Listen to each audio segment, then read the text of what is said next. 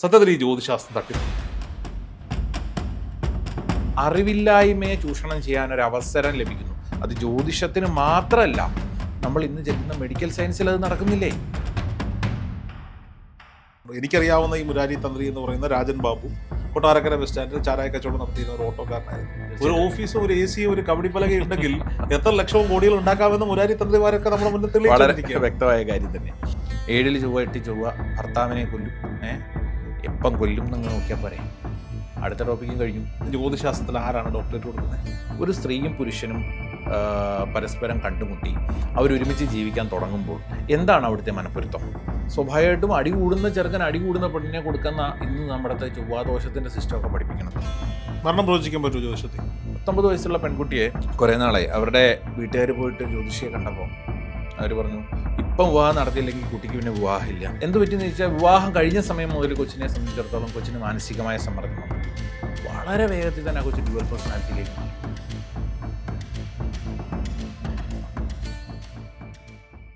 നമസ്കാരം, അബാക് മീഡിയയിലേക്ക് സ്വാഗതം. അബാക് മീഡിയയിൽ ഇന്നത്തെ ഡോക്ടർ ശ്രീകാന്ത് കെ ബി ആണ്. പ്രശസ്ത ജ്യോതിശാസ്ത്ര വിദഗ്ധനും ജ്യോതിശാസ്ത്രം സയൻറ്റിഫിക്കായി കുട്ടികൾക്ക് പകർന്നു കൊടുക്കുന്ന ഗുരുനാഥനുമാണ് ഡോക്ടർ ശ്രീകാന്ത്. നമസ്കാരം. ഈ വിശ്വാസ മേഖലയിലെ തട്ടിപ്പുകളെക്കുറിച്ച് വലിയ ചർച്ചകൾ നടന്നുകൊണ്ടിരിക്കുന്ന ഒരു സമയത്താണ് ശ്രീകണ്ഠൻ നായരുടെ തമ്മിൽ ഷോയിൽ ഒരു വിശ്വാസവും അവിശ്വാസവും തമ്മിലുള്ള ഒരു വലിയ ചർച്ച നടക്കും. അതെ, അതിൽ അബാക് മീഡിയയുടെ ഭാഗമായി വന്നുകൊണ്ടിരിക്കുന്ന ഒരുപാട് ഗുരുക്കന്മാർ അതിൽ വന്നിരുന്നു. എങ്കിൽ പോലും അതിൽ ശ്രദ്ധേയമായത്, എന്നെ സംബന്ധിച്ചിടത്തോളം എൻ്റെ നാട്ടുകാരൻ കൂടി ആയതുകൊണ്ട് ഈ ഫ്രോഡിനെ എന്തിനാണ് ഇതിൽ പിടിച്ചിരുത്തിയിരിക്കുന്നത് എന്ന് ചിന്തിച്ച ഒരാളായിരുന്നു ഈ മുരാരി തന്ത്രി എന്ന പേരുള്ള ഒരാൾ. അതെ, അയാൾ ജ്യോതിശാസ്ത്രത്തെക്കുറിച്ചൊക്കെ വലിയ രീതിയിലൊക്കെ സംസാരിക്കുന്നുണ്ട്. എനിക്കറിയാവുന്ന ഈ മുരാരി തന്ത്രി എന്ന് പറയുന്ന രാജൻ ബാബു കൊട്ടാരക്കര ബസ് സ്റ്റാൻഡിൽ ചാരായ കച്ചവടം നടത്തിയിരുന്ന ഒരു ഓട്ടോക്കാരനായിരുന്നു. പിന്നീട് ഇയാൾ ഗൾഫിലൊക്കെ പോയി പണം ഉണ്ടാക്കി വന്ന് പിന്നീട് ജ്യോതിഷിയും തന്ത്രിയും ഒക്കെ ആയി മാറുന്ന കാഴ്ച, അയാളുടെ പേരിലുള്ള കേസുകളെ പറ്റിയൊക്കെ നമുക്കറിയാം. തീർച്ചയായും. ആഴ്ചകൾക്ക് ഇപ്പുറം, ഒരു ദിവസങ്ങൾ മാത്രം ഇപ്പുറം 16 വയസ്സ് മാത്രമുള്ള ഒരു പെൺകുട്ടിയെ പീഡിപ്പിക്കാൻ ശ്രമിച്ചു എന്ന കേസിൽ ഇയാളെ പോലീസ് കൈവിലങ്ങ് വെച്ച് അറസ്റ്റ് ചെയ്തുകൊണ്ട് പോകുന്ന കാഴ്ചയും നമ്മൾ കണ്ടു. തീർച്ചയായിട്ടും. ഞാൻ ഇന്ന് അങ്ങേ അതിഥിയായി ക്ഷണിക്കാൻ കാരണം, അനേകായിരം കുട്ടികൾക്ക് ഈ ജ്യോതിശാസ്ത്രത്തിൽ ശാസ്ത്രീയമായി വിദ്യ പകർന്നു കൊടുക്കുന്ന ഒരു സ്ഥാപനം അങ്ങ് നടത്തുന്നു. ജ്യോതിഷനാണ്. അപ്പോൾ സ്വാഭാവികമായും അങ്ങേക്ക് കുറച്ച് കാര്യങ്ങൾ പറയാനുണ്ടാകും. സത്യത്തിൽ ഈ ജ്യോതിശാസ്ത്രം തട്ടിപ്പാണോ? നല്ല ചോദ്യം. ഏത് ശാസ്ത്രത്തിലാണ് തട്ടിപ്പില്ലാത്തത് എന്ന് ചോദിക്കണം. അങ്ങനെ ശാസ്ത്രം എന്ന വാക്കാണ് ഇവിടെ ഉപയോഗിക്കപ്പെടുന്നത്. സോ അതിന് നമ്മുടെ ഇപ്പോഴത്തെ ഭാഷയിൽ പറഞ്ഞാൽ സയൻറ്റിഫിക് സൈഡ് ഉണ്ടാവണം, അല്ലേ? നമ്മുടെ ഞാൻ ക്ലാസ്സസ് കവർ ചെയ്ത് വരുന്നതിൽ ഫസ്റ്റ് ഡേയിലെ ക്ലാസ്സിൽ ജ്യോതിഷം പഠിക്കുന്ന ഏതൊരു വിദ്യാർത്ഥികളും കുറച്ച് ഫിസിക്സ് പഠിക്കണമെന്ന് പറഞ്ഞുകൊണ്ടാണ് തുടങ്ങുക. അതിൻ്റെ കാരണം ജ്യോതിശാസ്ത്രം എന്നാണ് വിളിക്കുക. ജ്യോതി എന്നാൽ നമുക്കറിയാം, പ്രകാശത്തെ സംബന്ധിക്കുന്ന പഠനം നടക്കുന്ന ഒരു ശാഖ. അങ്ങനെയാണ് വിശേഷിപ്പിക്കാൻ പറ്റുന്നത്. ഈ ജ്യോതിശാസ്ത്രം അല്ലെ വേദങ്ങളുടെ കണ്ണ് എന്നൊക്കെ വിശേഷിപ്പിക്കാമെന്നുണ്ടെങ്കിൽ പോലും നമുക്ക് ഇന്നത്തെ ഈ അനാചാരങ്ങൾ വളരെയേറെ വർദ്ധിച്ചു വരുന്ന ഒരു കാലഘട്ടത്തിൽ സയൻറ്റിഫിക് സൈഡിൽ ഈ ഒരു 2026 അന്ധവിശ്വാസത്തെ പ്രൊമോട്ട് ചെയ്യേണ്ട ആവശ്യകതയില്ല. പണ്ട് കാലത്തുണ്ടായിരുന്ന പല വിശ്വാസങ്ങളും, പല അന്ധമായ വിശ്വാസങ്ങളും ഇന്ന് വന്ന് നമ്മൾ പരിശോധിക്കുമ്പോൾ അതിന് വളരെ വ്യക്തമായ വൈദിക തലത്തിലുള്ള ഒരാളുടെ ആരോഗ്യത്തെ നിലനിർത്തുന്നതിന് വേണ്ടിയിട്ടുള്ള ഒരു സയൻറ്റിഫിക് എക്സ്പ്ലനേഷൻ ആയിരുന്നു അതിൻ്റെ ബാക്കിലുണ്ടായിരുന്നതെന്ന് നമുക്ക് മനസ്സിലാക്കാം. ഉദാഹരണം പറഞ്ഞാൽ, സന്ധ്യാനേരത്ത് ആഹാരം കഴിക്കരുത് എന്നൊക്കെ അന്ന് പറയുമ്പോൾ അവിടെ ദേവൻ വരും, അല്ലെ ദേവി വരും, പിശാച് വരും, ഇങ്ങനെ പറഞ്ഞ് പേടിപ്പിച്ചിട്ടായിരുന്നുണ്ടായിരുന്നു.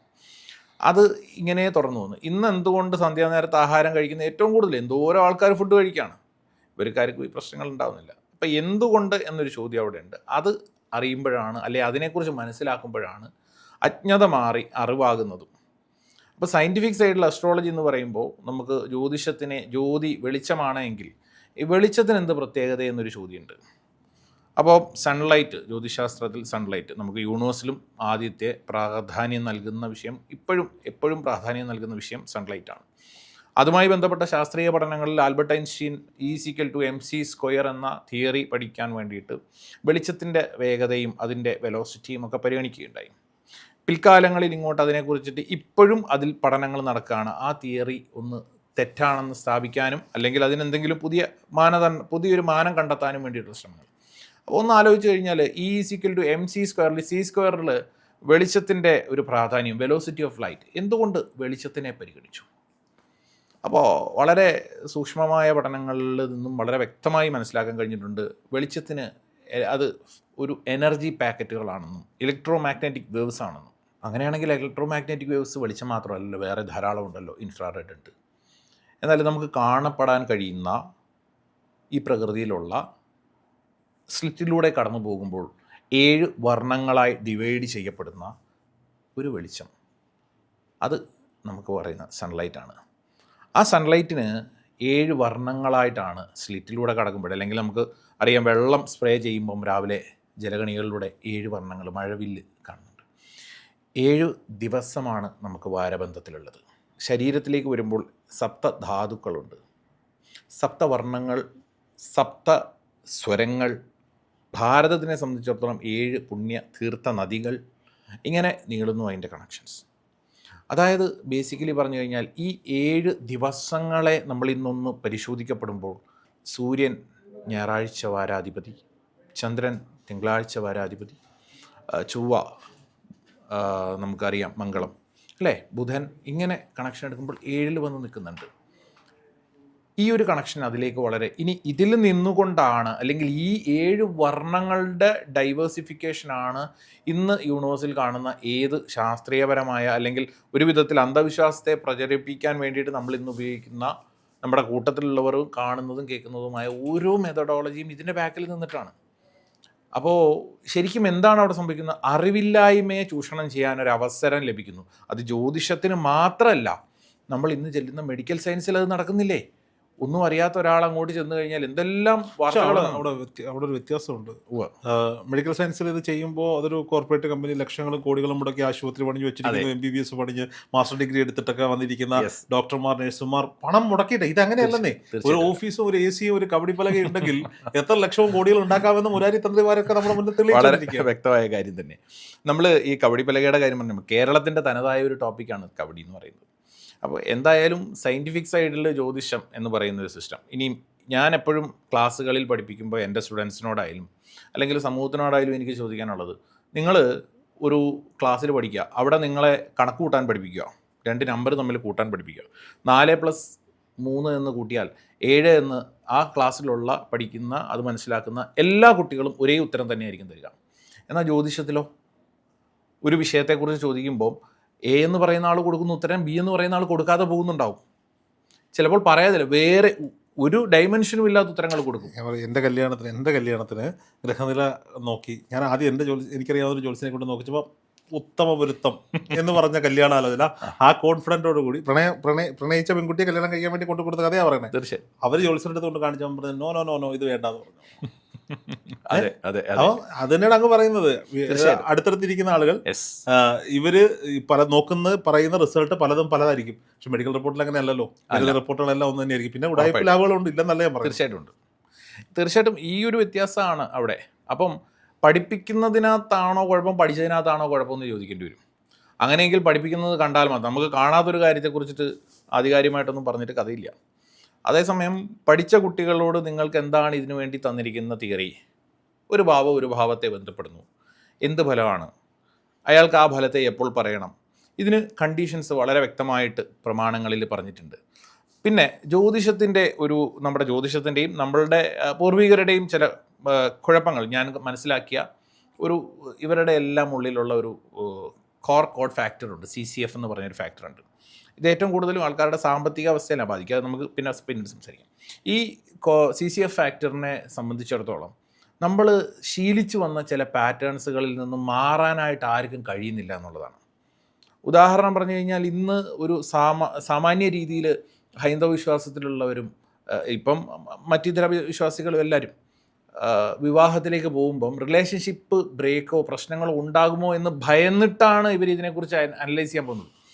ഒറ്റ ചോദ്യമേ ഉള്ളൂ, ഈ പൊരുത്തം എന്ന് പറയുന്ന ഒരു സമ്പ്രദായം ഇപ്പോൾ അങ്ങ് പറഞ്ഞതുപോലെ തന്നെ രണ്ട് ജ്യോതിഷികൾ ഏറ്റവും കുറഞ്ഞത് പരിശോധിക്കുന്നുണ്ട്. അതിൽ ഇത്ര പൊരുത്തം എന്ന് പറഞ്ഞിട്ട് ഇത് വിവാഹം നടന്ന് അവരുടെ ഇടയിലുണ്ടായിരിക്കുന്ന പ്രശ്നങ്ങൾ ബാധിച്ച് ഡിവോഴ്സ് ആവുകയോ ഒരാൾ മരണപ്പെടുകയോ ഒക്കെ ചെയ്തു കഴിഞ്ഞാൽ ഇതിൻ്റെ ഉത്തരവാദിത്വം ഈ ജ്യോതിഷി ഏറ്റെടുക്കുമോ? ഇല്ല. അടുത്ത ചോദ്യം, ചില ജ്യോതിഷികൾ പറയുന്നത് വളരെ അബദ്ധം തോന്നിയിരിക്കുന്ന ബുദ്ധിമുട്ടുകൾ എനിക്ക് അനുഭവത്തിൽ നിന്ന് തന്നെ. ഒരു 19 വയസ്സുള്ള പെൺകുട്ടിയെ കുറേ നാളായി അവരുടെ വീട്ടുകാർ പോയിട്ട് ജ്യോതിഷിയെ കണ്ടപ്പോൾ അവർ പറഞ്ഞു ഇപ്പം വിവാഹം നടത്തിയില്ലെങ്കിൽ കുട്ടിക്ക് പിന്നെ വിവാഹമില്ല. ഈ കുട്ടീനെ കൊണ്ട് വിവാഹം നടത്തിച്ചു. അവർ എടുപിടിയിൽ നിന്ന് വീട്ടുകാരെല്ലാം ചേർന്ന് വിവാഹം നടത്തി. ആ കൊച്ചിന് വിവാഹ ജീവിതത്തിനോടുള്ള മാനസികമായിട്ടുള്ള ടെൻഷൻസും കാര്യങ്ങളും അവളുടെ കാഴ്ചപ്പാടുകളും ഒക്കെ വ്യത്യസ്തമായിരുന്നു, അല്ലെങ്കിൽ അതിനുള്ള പക്വതയായിട്ടില്ല. എന്ത് പറ്റിയെന്ന് ചോദിച്ചാൽ വിവാഹം കഴിഞ്ഞ സമയം മുതൽ കൊച്ചിനെ സംബന്ധിച്ചിടത്തോളം കൊച്ചിന് മാനസികമായ സമ്മർദ്ദം വന്നിട്ട് വളരെ വേഗത്തിൽ തന്നെ ആ കൊച്ച് ഡ്യുവൽ പേഴ്സണാലിറ്റിയിലേക്ക് മാറി. അപ്പോൾ ഞാനൊരു മൈൻഡ് തെറാപ്പിസ്റ്റ് കൂടിയാണ്, സർട്ടിഫൈഡ് മൈൻഡ് തെറാപ്പിസ്റ്റാണ്. അങ്ങനെയാണ് എൻ്റെ അടുത്ത് ആ കേസ് ആദ്യം വരുന്നത്. അപ്പോൾ ഈ ജാതകം എന്ന് പറയുന്നൊരു സാധനം എടുത്ത് വെച്ചിട്ട് ഇപ്പം വിവാഹം നടത്തിയില്ലെങ്കിൽ ഒറ്റ ചോദ്യം ചോദിച്ചാൽ പോരെ ജ്യോതിഷികളോട്, ഈ ജാതകത്തിൽ വിവാഹം ഉണ്ടോ ജ്യോത്സ്യരെ? അപ്പോൾ അയാൾ എന്തായാലും ഉണ്ട് ഇല്ല ഇതിലേതെങ്കിലും ഒരു ഉത്തരം നൽകും. അടുത്ത ചോദ്യം, എപ്പോൾ വിവാഹം നടക്കും? അറ്റ്ലീസ്റ്റ് ഇയർ പറഞ്ഞാൽ മതി. മാസവും ദിവസമൊന്നും വേണ്ട, അറ്റ്ലീസ്റ്റ് ഒരു ഇയർ പറ. ഈ കണ്ടന്റ് ഇത്രയും കിട്ടിക്കഴിഞ്ഞു കഴിഞ്ഞാൽ പിന്നെ ഇപ്പം നടത്തണോ പിന്നെ നടത്തണോ എന്ന് പറഞ്ഞ് ഉന്തേണ്ട കാര്യമുണ്ടാ? ഒരിക്കലില്ല. രണ്ടാമത്തെ കാര്യം, ഈ വിവാഹം നടന്നാൽ അത് സന്തോഷകരമായി അവസാനിക്കുമോ ഇല്ലയോ എന്ന് ആ ഹൊറോസ്കോപ്പിൽ പറയണ്ടേ? അതെന്താ ഇവർ പറയാത്തത്? അപ്പം വരാഹ മിഹിരാചാര്യരുടെ ഒത്തിരി പ്രമാണങ്ങൾ ഇതിനകത്ത് പറയുന്നുണ്ട്. പൊരുത്തശോധന എന്ന് പറയുന്ന വിഷയത്തിൽ പരാശര മുനിയുടെ പ്രമാണത്തെയും ഉദ്ധരിച്ച് പറയുന്നുണ്ട്. എന്ത് പ്രമാണമായാലും ഏറ്റവും ഒടുവിൽ മിഹിരാചാര്യരുടെ പ്രമാണത്തിൽ വളരെ അർത്ഥവത്തായ ഒരു ടോപ്പിക്ക് പറയുന്നുണ്ട്. മറ്റു പൊരുത്തങ്ങൾക്കൊന്നുമല്ല പ്രാധാന്യം, മനപ്പൊരുത്തത്തിനാണ് പ്രാധാന്യം. ഒരു ചോദ്യം, എങ്ങനെ മനപ്പൊരുത്തം കണ്ടുപിടിക്കും? ജ്യോതിഷികൾ ഇന്നും മനപ്പൊരുത്തം എന്താണെന്ന് മനസ്സിലാക്കുന്നുണ്ടോ? മനപ്പൊരുത്തം എന്ന് പറയുന്ന അടിസ്ഥാനപരമായിട്ട് രോഹിതി ഒന്ന് ആലോചിച്ച് നോക്കൂ. ഒരു സ്ത്രീയും പുരുഷനും പരസ്പരം കണ്ടുമുട്ടി അവരൊരുമിച്ച് ജീവിക്കാൻ തുടങ്ങുമ്പോൾ എന്താണ് അവിടുത്തെ മനപ്പൊരുത്തം? രണ്ടുപേരും ഒരുപോലെ ആർഗ്യൂ ചെയ്യുന്നത് മനപ്പൊരുത്തമാണെന്ന് തോന്നുന്നുണ്ടോ? ആർഗ്യുമെൻ്റ് എന്ന് എവിടെ ചെന്ന് അവസാനിക്കും? ബന്ധം പിരിയുന്നതിലേക്ക് പോകും. അവർ തമ്മിലുള്ള വൈകാരികമായ മാനസികമായ അടുപ്പത്തെ വിച്ഛേദിക്കുന്ന അവസ്ഥയിലേക്ക് പോകും. അപ്പോൾ ഈ മനപ്പൊരുത്തം അവിടെ ചീറ്റി. ഇത് കണ്ടുപിടിക്കാൻ ജ്യോതിഷത്തിൻ്റെ ഏത് ഭാവത്തിൽ നോക്കണമെന്ന് പഠിച്ചാൽ തീരാവുന്ന ടോപ്പിക്കേ ഉള്ളൂ. അടിസ്ഥാനപരമായി മനപ്പൊരുത്തം കണ്ടെത്താൻ പറ്റുമോ? തീർച്ചയായിട്ടും. അത് മൂന്നാം ഭാവത്തെ കോൺഷ്യസ് മൈൻഡ് എന്നാ പറയുക. ഈഗോ ജനറേറ്റ് ചെയ്യുന്നത് അവിടെയാണ്. അത് പല ആവർത്തി അവൻ്റെ ഭൂതതലങ്ങളിലൂടെ കടന്നു പോകും. ചെറുപ്പകാലം മുതലുള്ള അവൻ്റെ പാറ്റേൺസുകളാണതെല്ലാം. അതാണ് CCF എന്ന് പറയുന്ന കാറ്റഗറിയിൽ വരുന്നത്. വളരെ ഡീപ്പായിട്ട് പഠിക്കാനുള്ളൊരു ടോപ്പിക്കാണ്. നമ്മളുടെ സാമ്പത്തിക സ്രോതസ്സുകളായിക്കോട്ടെ, നമ്മളുടെ ഓരോരോ പെരുമാറ്റങ്ങൾ. ഒരു സിമ്പിൾ എക്സാമ്പിൾ പറയാം.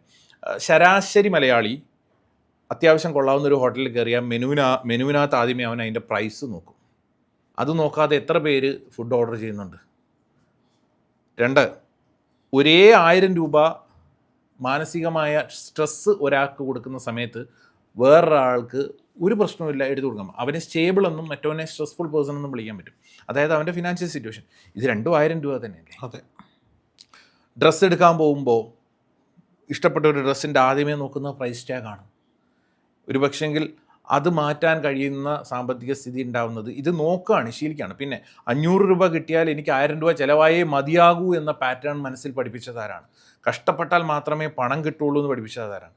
അതേപോലെ തന്നെ വൈവാഹിക ജീവിതത്തിലും ഇങ്ങനെയൊക്കെ ആവണമെന്ന് കുറേ സിസ്റ്റങ്ങൾ നമ്മളുടെ പൂർവികരിൽ നിന്നും പഠിച്ചു വന്നിട്ടുണ്ട്. അവർ നല്ലതിനു വേണ്ടി ഉണ്ടാക്കി, ഇന്നത് ദുരാചാരമായിട്ട് മാറപ്പെട്ടു. അത്രേ സംഭവിച്ചുള്ളൂ. അപ്പം ശരിക്കും പറഞ്ഞു കഴിഞ്ഞാൽ പൊരുത്തം എന്ന് പറയുന്നത് അടിസ്ഥാനപരമായി സ്ത്രീയും പുരുഷനും തമ്മിൽ ആർഗ്യൂ ചെയ്യുന്നവരാണോ? ആർഗ്യൂ ചെയ്താൽ അത് ഒരാൾ ആർഗ്യൂ ചെയ്യുമ്പോൾ മറ്റൊരാൾ മിണ്ടാതിരുന്നാൽ ആ ബന്ധം നല്ല രീതിയിൽ തന്നെ പോകും അല്ലേ? സ്വാഭാവികമായിട്ടും അടി കൂടുന്ന ചെറുക്കൻ അടി കൂടുന്ന പെണ്ണിനെ കൊടുക്കുന്ന ഇന്ന് നമ്മുടെ ചൊവ്വാദോഷത്തിൻ്റെ സിസ്റ്റമൊക്കെ പഠിപ്പിക്കുന്നത്. 7 ചൊവ്വ 8 ചൊവ്വ ഭർത്താവിനെ കൊല്ലും. എപ്പം കൊല്ലും എന്നങ്ങ് നോക്കിയാൽ പോരെ? അടുത്ത ടോപ്പിക്കും കഴിഞ്ഞു. പൊരുത്തത്തിൽ ഈ വന്നിരിക്കുന്ന ആളുടെ മരണം ഏത് കാലഘട്ടത്തിലുണ്ടാകും? മരണം പ്രവചിക്കാൻ പറ്റുമോ ജ്യോതിഷത്തിൽ? ഉറപ്പായിട്ടും പറ്റും. അതിന് എൻ്റെ ഗുരുവിൻ്റെ കയ്യിൽ മരണജാതകം കൊണ്ട് കൊടുത്തിട്ടുണ്ടെങ്കിൽ ആൾ ഇതെന്തിനാ ചത്തൻ്റെ ജാതകം നോക്കുന്ന എടുത്ത് എറിഞ്ഞളയും. ഓക്കെ. അതുകൂടാതെ ഇപ്പം ഞാൻ ഒരു റിസർച്ച് നടത്തിയത് തന്നെ ബർത്ത് ടൈം റെക്ടിഫിക്കേഷൻ എന്ന് പറഞ്ഞൊരു ടോപ്പിക്കില്ല, ജനനത്തെ സംബന്ധിക്കുന്ന ടോപ്പിക്. നമുക്ക് ആ സീരിയസ് വിഷയത്തിലേക്ക് പോകുന്നതിന് മുമ്പ് ഒരു കാര്യം ചോദിച്ചോട്ടെ. ഈ പല ജ്യോത്സ്യന്മാരുടെയും പേരിന് മുന്നിൽ ഡോക്ടർ, അതെ, താങ്കളുടെ പേരിന് മുന്നിലുണ്ട് ഉണ്ട്, ഡോക്ടർ എന്നുണ്ട്. സത്യം പറഞ്ഞാൽ ജ്യോതിശാസ്ത്രത്തിൽ ആരാണ് ഡോക്ടറേറ്റ് കൊടുക്കുന്നത്?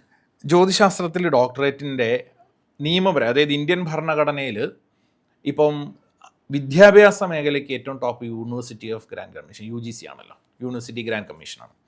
ഈ UGC അസ്ട്രോളജി എന്ന് പറയുന്ന കോഴ്സിനെ അതൊരു നോർമൽ ഡിഗ്രി, മാസ്റ്റേഴ്സ്, PhD കോഴ്സായിട്ട് തിരഞ്ഞെടുക്കപ്പെട്ടത് 2023 മാത്രമാണ്.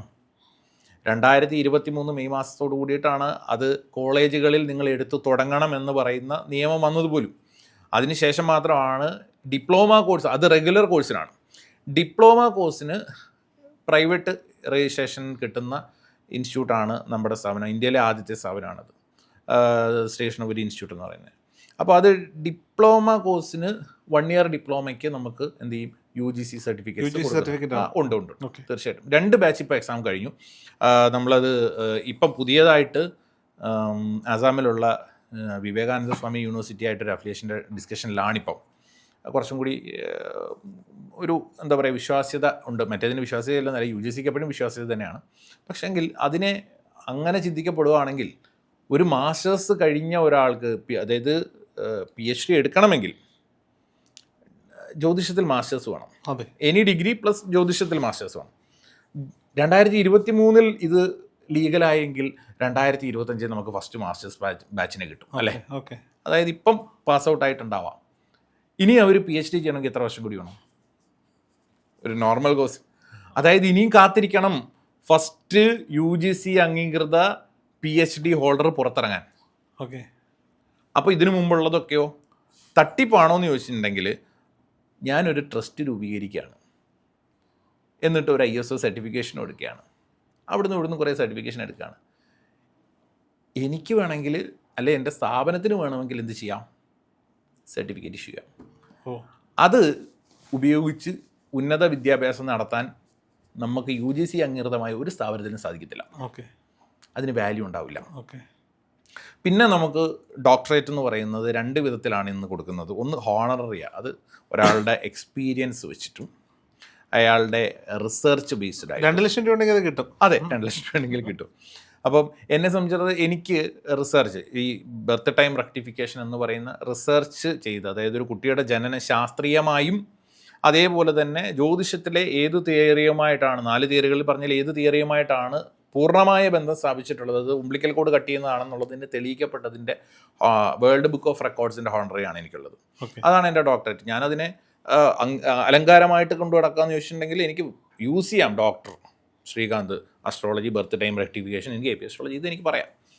അതിനർത്ഥം ഒരിക്കലും ഒരു ലീഗൽ സൈഡിൽ നിന്നുകൊണ്ട് ഞാനൊരു PhD ഹോൾഡറാണ്, എനിക്ക് UGC അംഗീകൃത PhD ഉണ്ട് എന്നില്ല. പ്രൈവറ്റ് ഇൻസ്റ്റിറ്റ്യൂട്ട് ഒത്തിരി കോളേജുകളുണ്ട് കേരളത്തിൽ, ഇന്ത്യയിൽ. അവിടുത്തെ സർട്ടിഫിക്കറ്റ് നമുക്ക് എടുത്തു വെക്കാം. ഓക്കെ, നീ പഠിച്ചു, റിസർച്ച് ചെയ്തു, എവിടെയാണ് അഫിലിയേഷൻ, എവിടെയാണ് അംഗീകാരം?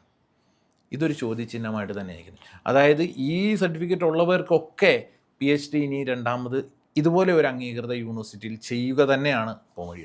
സിമ്പിളായിട്ട് പറയാം, ഒരു ഡോക്ടർ എന്ന പദം ചേർത്ത് വരുന്ന ആസ്ട്രോളജി ചെയ്യുന്ന എല്ലാവരും ഹോണററി ഡോക്ടറേറ്റ്സ് ആണ്.